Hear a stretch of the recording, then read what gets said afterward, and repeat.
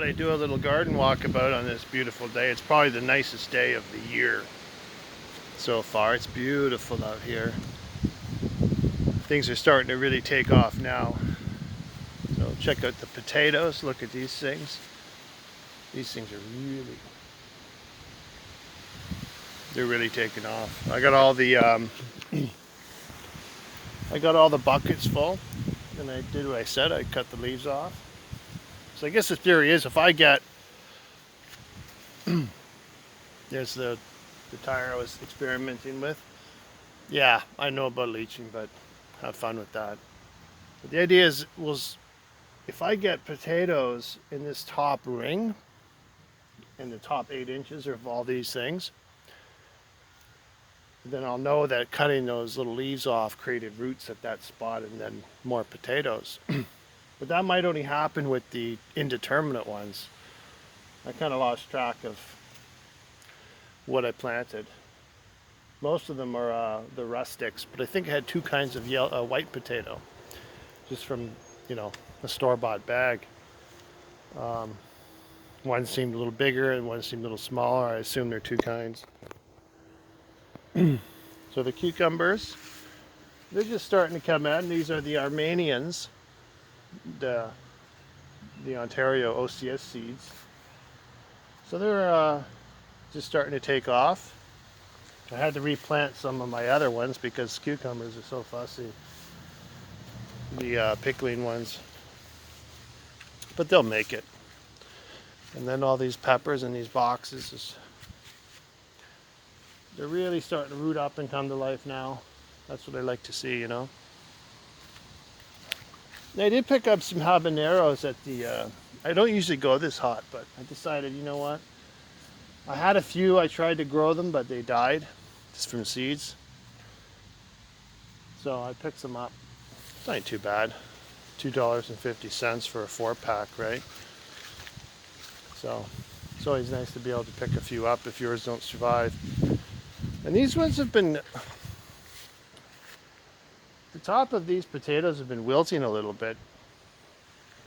I don't think it's the heat, because they were doing that before the heat, so might have a little problem over there.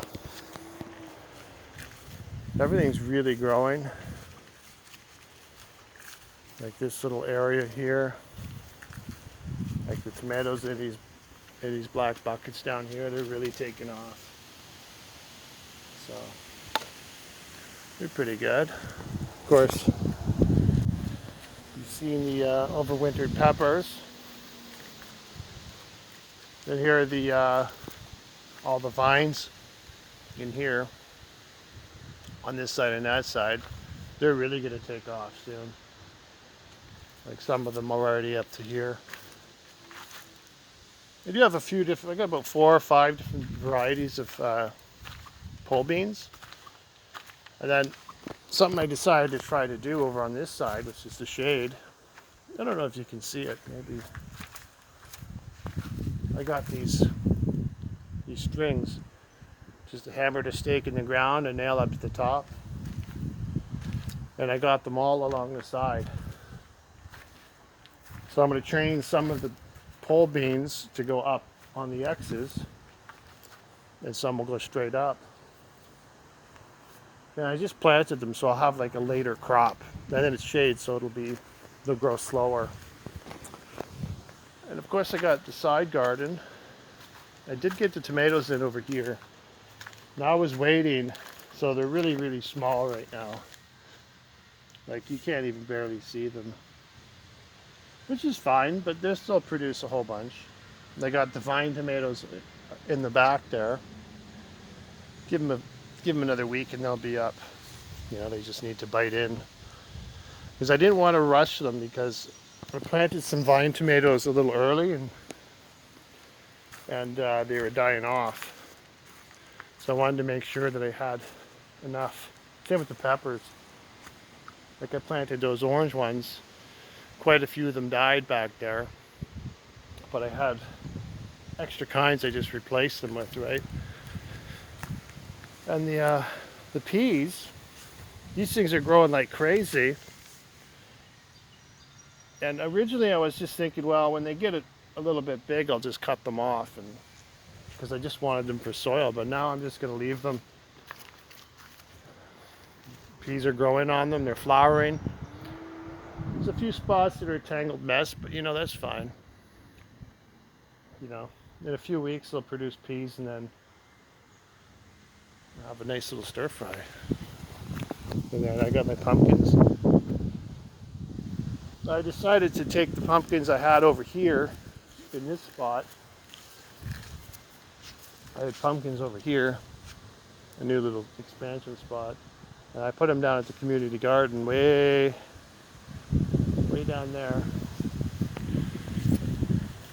because I'm going to try to grow them up a trellis. So everything in this garden is, I don't know, I think it's just too sandy and it's not holding moisture, and it's coming along okay, but I think I'm going to have to get some actual manure, a few bags of manure next year, and just mend it all in, you know, because it's a bit sandy. But it's coming along. I got the kohlrabi's not working here very well. I got beets, turnips. So the beets actually look like they're going to do okay. There's a whack of them in there. I'm not even going to bother to thin them. I'm just going to leave them. See what happens in the fall. Yeah, things are really coming along. It's nice to see. This is a good shot. And the fava beans, they grow like crazy now. And these things are great. They really are, you know. But I did notice there's these little black, I don't know what they are. You probably won't be able to see them, but they're like little black aphids. But they're different than the ones that usually go after the peppers. The ones that go after the peppers are like little green ones, and those are little black ones. So I just took the hose and I blasted them off. I mean, maybe they're a good thing. I don't know if they're a good thing or a bad thing, because I don't know what kind of bug it creates. Oh yeah, you can see they got little pods already growing. No seeds in it yet. Needs another week at least. That's good. Well, so the carrots over here. Now I did put the carrots in the fall, or in the spring, like really early spring, eh? Covered them with just a little bit of sand, and they're growing like crazy. And then the other day I started to thin them out, and I had no problem pulling the whole root out very carefully, right? So what I did